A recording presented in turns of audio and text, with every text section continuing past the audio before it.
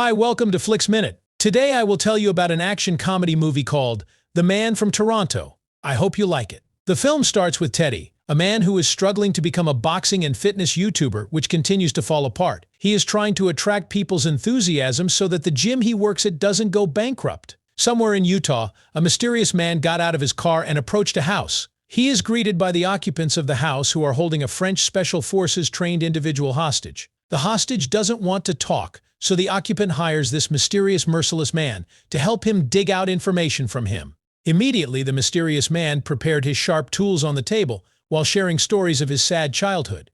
He insists that his emotions have disappeared since he witnessed his grandfather being eaten alive by a grizzly bear while fishing in a lake. So if the hostage screamed in pain, he wouldn't listen. The hostages end up freaking out about this man and start leaking the information they want. That's the job of this mysterious man, a man hired to do evil work known to many as the Man from Toronto. After his work is finished, Toronto calmly left the house while the occupant executed the hostage. In Yorktown, Teddy wakes up in the morning and gently greets his wife, Lori, whose birthday is today. He is very excited to have a baby, so he took Lori on a honeymoon at the cabin he was renting in Onancock. Lori is very happy about this. Teddy believes that if his Teddy Box idea is approved by his boss, the gym will start making a lot of money. And the benefit is, he can immediately pay off his tax lien and plan to repair their home that needs maintenance. A short time later, he enthusiastically goes to work while distributing flyers to people on the street and meets his boss at the gym, Marty. Teddy wants the gym to have a new class schedule. That way he believes that people will be enthusiastic and start subscribing to the gym. So, he pitched him the Teddy Box proposal and explained how it worked: non-contact boxing. Unfortunately, Marty thinks that is the stupidest idea, so he refuses and considers Teddy an incompetent salesman. What's worse, this gym is almost bankrupt, but Teddy forgot to include the address of the gym in flyers that he created, which is why no one comes. Marty loses hope of him, so he fires him. Meanwhile, in Toronto, the interrogator has just arrived at his garage and changed his license plate to Deborah. It was his favorite car. He lives alone in his silent house where he keeps all his guns and money. While preparing breakfast, he received a mission call from his handler who had just landed a Blue Chips client. This is a two-phase extraction mission, with a payout of $1 million for each of them. Immediately, the man packed everything and left his house to execute the first phase in Onancock, Virginia, where Lori and Teddy were going on their honeymoon. They also departed. On the way, Toronto is again informed that he would collect cash on the spot every time his work was finished. The house number is 1465 and 2 people were waiting for him there. Meanwhile, Teddy decides to let Lori pamper herself at the spa while he searches for the location of their cabin. However, because the house number listed on the reservation was not clearly printed, Teddy had difficulty understanding whether it was 6 or 8. The number is 1485, or it could be 1465, but instead of wasting time being confused, Teddy finally picked a random cabin based on the similarity of the house number he was looking for, 1465. Yeah, that's the place the Man from Toronto will use to do his work. Someone secretly took a photo of him with a cell phone, and as Teddy stepped into the front door, a bald man greeted him. Teddy thought the man is the cabin rental team, and the bald man thought Teddy is the interrogator. While Teddy went to the bathroom, the bald man is confused by the items Teddy is carrying instead of a sharp weapon. After Teddy finished his business, the bald man took him to the basement where he met a man with a mustache and tried to escape when he saw a hostage. He was caught in a bad situation. The hostage's name is Coughlin, and the bald man introduces Teddy to him as the Man from Toronto. This is a giant mistake for them. The bald man asked Teddy to start the interrogation straight away, and Teddy had no choice but to agree, or he would lose his life. Soon he is putting on a play and whispering for the cooperation of a very frightened Coughlin. The bald man continued to urge Teddy to show his cruelty. Teddy had no idea what he was talking about, so he just improvised by yelling at Coughlin while threatening to poke his eye out. The hostage finally spoke, divulging a series of code numbers recorded by the bald man. Then the bald man informed someone about the code, also telling him that the Man from Toronto would soon be leaving for Washington, D.C. He is going to see a colonel. Suddenly, FBI troops ambush them, causing a heavy firefight and several gas cylinder explosions to worsen the situation. Teddy runs into the woods to save himself, but he falls against a tree, and the FBI arrests him. During the interrogation carried out by Agent Lawrence and Agent Davis, Teddy insisted that he is not the Man from Toronto, also explained the chronology of how he got caught in this situation. The FBI agents know exactly who Teddy is, but the problem is their target, Marin, a former Venezuelan colonel, already believes that Teddy is Toronto after he received a report from the bald man before the ambush. Last year, U.S. intelligence stopped Marin for a coup he launched to overthrow his own government, but before he was captured, he and his wife managed to escape and vowed revenge. Marin had planned the attack, but the FBI still couldn't track him down. The only way to find him is to take advantage of the man from Toronto's involvement with him. This means that Teddy must continue his role as the interrogator. Unbeknownst to them, the real Toronto is already at the crime scene monitoring the situation while communicating with his handler. They learn that someone has completed the first phase, so Toronto infiltrates the house to look for clues. Here's everything the FBI knows about the man from Toronto, an orphan who is skilled in more than 23 martial arts and likes to use 19th century American poetry as a code when he engages with clients. They believe that the man was operating alone, and a woman named Deborah is his handler. Toronto finds Teddy's email address on the half-burnt reservation. Lawrence invites Teddy to cooperate in the plan to capture Marin and assigns Agent Santoro to guard Lori until their mission is completed. The plan is simple. Teddy had to show up for his appointment with Marin at the DC Art Museum tomorrow, and when Marin came out, the FBI would arrest him and voila. Teddy agrees, but with conditions. All his debts must be paid off, tax lien, American Express, Visa, etc. And they agreed as well. The handler in Toronto think that Teddy is part of the FBI, but they don't get any more clues other than his email address. Immediately, the man guessed the password and logged into Teddy's YouTube channel, where he got his face, including his location. They headed to Washington, D.C. Meanwhile, at the spa, Lori talks to Teddy and expresses pride in him. The woman was being lied to that currently Teddy and Marty were giving a presentation at a well-known gym company, and she would be given luxury outing services in return from the company. Teddy was actually worried about letting the handsome agent protect his wife, so he strictly forbade Santoro from dancing with Lori. The next morning at the Toronto meeting location with Marin, Davis gave Teddy a briefing and GPS tracker. Then Teddy goes into his disguise with surveillance on all sides, and the real Toronto is there also supervising their operation. Soon Teddy met Marin's wife, Daniela, who refused to pay for the code number the colonel had received and asked Teddy to come with her. The colonel didn't show up, so the FBI held off on arresting him. As Daniela's car group moved, Davis rushed to chase them, but Toronto suddenly appeared and threatened him. In the chase, Toronto forces Davis to lie to the FBI that Teddy has thrown away his GPS tracker and tells them to chase the yellow truck. Then he is thrown out in the middle of the road. Teddy is about to executing Phase 2. Do you remember Coughlin? He has a partner named Green. Coughlin had half of what the colonel wanted and Green had the other half. Without both, each is useless, so Teddy must complete both phases. Lawrence understood that something is wrong, so she ordered the troops to immediately pull over the yellow truck they were chasing. And she is right, the information Davis gave was false. Teddy is not in the truck. Meanwhile, Daniela leaves Teddy at the airport to send him to Puerto Rico, assigning 6 men to accompany him. That includes 2 pilots. As the plane took off, Toronto suddenly appeared from the floor, surprising everyone, and pointed a gun at him. He accused Teddy of being an imposter and admitted that he is the real Toronto. He forces Teddy to say who the man from Toronto is, but one of the companions believes that Toronto is Teddy, based on a photo taken earlier in the cabin.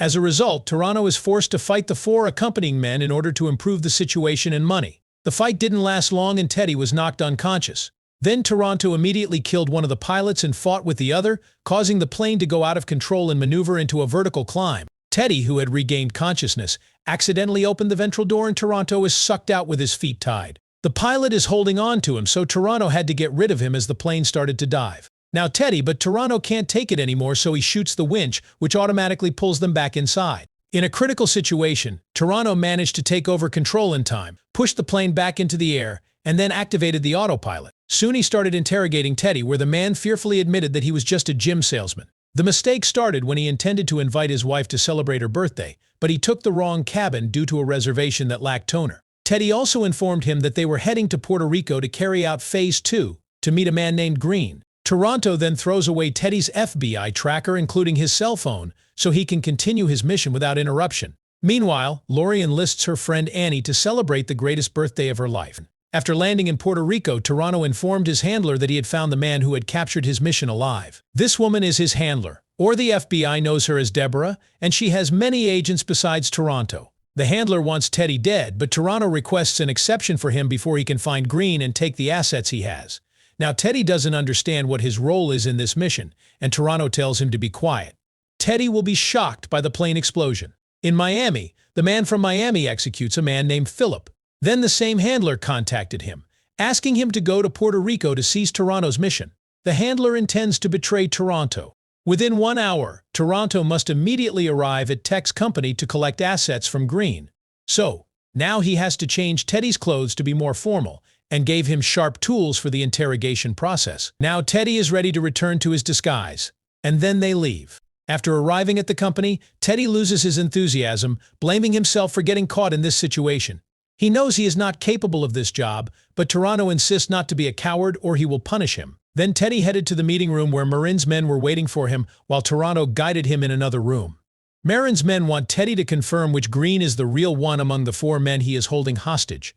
Teddy immediately interrogated them, but no one wanted to admit to being the real Green, so he took the knife he was carrying and threatened them one by one. Still, useless.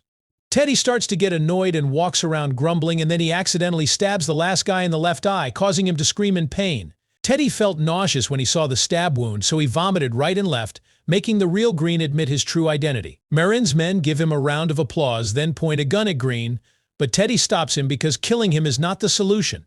Unfortunately, the man knows the wire in Teddy's ear, so he intends to kill him, but Toronto arrives just in time and kills all of Marin's men, as the man from Miami has landed in Puerto Rico. Toronto wonders what Marin wants from Green. Okay, here we go. Coughlin and Green were developers of seismic explosives for DARPA in the 2000s.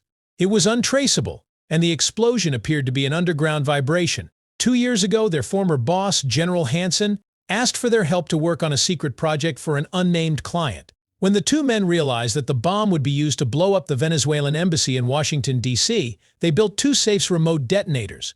To activate it, it required Coughlin's code sequence and Green's thumbprint. The client's name is Marin. After getting this information, Toronto asked Teddy to wait for him outside the room. He forcibly cut off Green's thumb and gave it to Teddy. Suddenly, the man from Miami comes attacking them, grabs the thumb, throws Teddy off the floor, and runs away. Luckily, Teddy survives after hanging immobile, and Toronto manages to render Miami unconscious. The thumb returned to their hand. The handler makes contact again, where Toronto tells her that someone tried to ambush him but failed, and he will immediately head to Washington, D.C. to hand over the last assets to Marin. As a former incompetent salesman, Teddy expressed his suspicion that the handler had lied to Toronto. However, he doesn't care about Teddy's opinion even though the potential for truth is high. He makes Teddy a fake passport to return to D.C. On the flight, Teddy admits that he feels sorry for Toronto's past and gives him support. But he doesn't need empathy from a coward, and he belittles his useless YouTube channel. Toronto believes that what brought Teddy into this situation wasn't Toner's problem, but his own stupidity. The single best thing he got in his life is the woman he called his wife. After arriving in D.C., Teddy realized that he had not been a good husband and then borrowed Toronto's cell phone. He calls his wife and expresses his regret for missing her birthday in the past. Lori was too excited about the outing Teddy was presenting at the moment, so she didn't care, and she was looking forward to his arrival at El Ambassador tonight. Meanwhile, TV news reports that President Henderson and President Arvido of Venezuela will celebrate the opening of a new embassy, while the FBI was finally able to find Teddy at El Ambassador, but they don't know the man he was with. When he finds out Lori brought her friend, Toronto refuses to watch Teddy have dinner with Lori. He has problems being comfortable around women. However, Teddy managed to make him relax after telling him to compare the situation to when he was around Deborah. Teddy immediately approached his wife and introduced Toronto as a representative of the gym he collaborated with. The FBI suspects that the unknown man is the man from Toronto, and they are watching via security cameras. In order to avoid misunderstandings about being a date, Teddy mentions that Toronto already has a woman named Deborah. But then Toronto revealed that Deborah is actually the name of his favorite car, not his woman or his handler's name. A moment later, music plays and they decide to dance as Agent Santoro intends to ambush Toronto. Miami comes knocking him down. Teddy notices Miami's arrival, so he drags Toronto away while the FBI loses contact with Santoro. Davis arrived at the location. Teddy and Toronto hide in the kitchen shed, but Toronto is excited after dancing with Annie, so Teddy has to wake him up. But it's too late. Miami comes at gunpoint. He asked for Green's thumb to be handed over to him, and the 2 men couldn't refuse. They were trapped. After getting the asset, Miami immediately ran away. A short time later, police officers arrived on the scene, and the 2 men stole a police car to chase Miami. At the Monarch Tower, Colonel Marin is surprised by the arrival of the man from Miami, a man who is not related to him. But then the handler came forward to confirm his involvement, claiming that Miami is her other agent. Miami showed him the asset, and Marin is willing to pay after the fireworks. Davis makes a report that Teddy and Toronto have disappeared at the location, but Lawrence knows they are headed to Marin's meeting. On the way, Toronto admits that he only wants the money and doesn't care about Marin. After getting his cash, he intends to retire to start a restaurant, and that requires $8 million. He promises Teddy no one will get killed this time, but he asks him to be Toronto one last time. As the celebration for the opening of the embassy began, Marin immediately set the bomb by entering the Coughlin code sequence. The bomb is kept under the cake table that they were going to send to the gala. Suddenly, Teddy intervenes and claims himself to be the man from Toronto. However, the handler denies it, reveals Teddy's real identity, and then appoints Toronto as the real Toronto, who Teddy calls his personal driver, Wendell. As far as Marin knows, Teddy is the real Toronto based on the photo he received. But the handler denied it, so now Marin is confused. The handler challenged Teddy to prove it, where Teddy revealed that Deborah is his favorite car, and that is legit. A short time later, FBI troops came to ambush them, resulting in a brutal shootout. Toronto managed to steal the transaction money and then ran away, while Marin is knocked unconscious by a stray bullet. No one cares about Teddy, so he is safe, while Miami manages to take the handler away through a glass window. After Marin's successful ambush, the FBI takes Teddy back to the restaurant, but it is closed and Laurie is not there. He was disappointed. On the way, Lawrence discovered that the thumb didn't belong to Green, but to the person holding the man hostage. As a result, the bomb didn't explode, so they speculate that Toronto wasn't that evil to do it. After returning home, Teddy finds his wife is not there, but he gets a voice message from her. Laurie feels like she doesn't really know her husband, and thinks that Teddy doesn't know himself. She just wanted Teddy to be there, even just once, like he had promised. Meanwhile, Toronto is seen packing all the stolen money. Then he receives a call from the handler. She asks Toronto to take the money to Yorktown and threatens to kill Teddy if he refuses.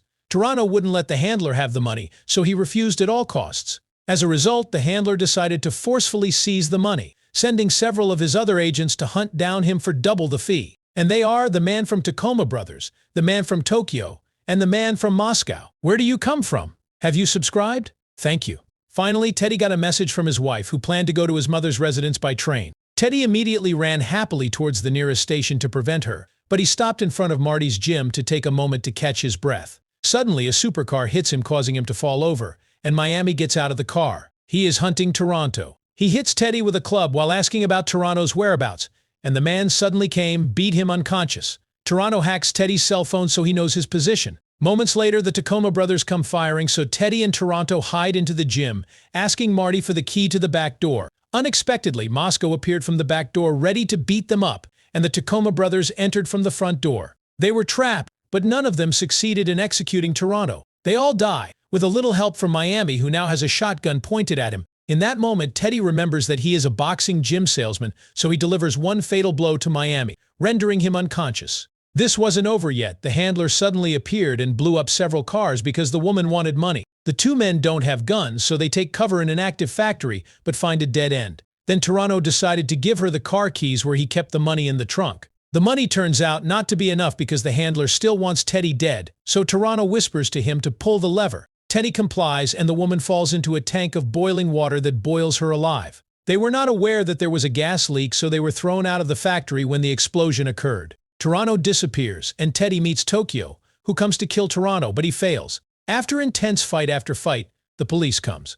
Toronto was kind enough to lend his favorite car to Teddy, who wanted to catch up with his wife at the nearest station. The rules are simple. If his car gets scratched, Toronto threatens to hunt him down wherever he goes. Soon Teddy was speeding away while being chased by the police. Approaching the train crossing, there is a grandmother who wanted to cross the road, so he drifted as hard as she could and then parked the car in the middle of the train tracks. He ran until he reached the station and met his wife. He sincerely confesses that she is all he needs as a train comes crashing into the borrowed car, scattering all the money inside. Teddy is ambushed by the police. A year later, Toronto finally managed to have his own restaurant, where Laurie, Teddy, and Annie are currently having lunch. Laurie is heavily pregnant and Teddy is happy, while Toronto, who was previously stiff with Annie, is now her boyfriend. Teddy tries to be responsible about Deborah, so he gives Toronto a check, but Toronto still couldn't let it go, forcing Teddy to return his beloved car. That's the man from Toronto. Share your thoughts about this movie in the comments so we can discuss it. Don't forget to like and subscribe. Thank you for watching.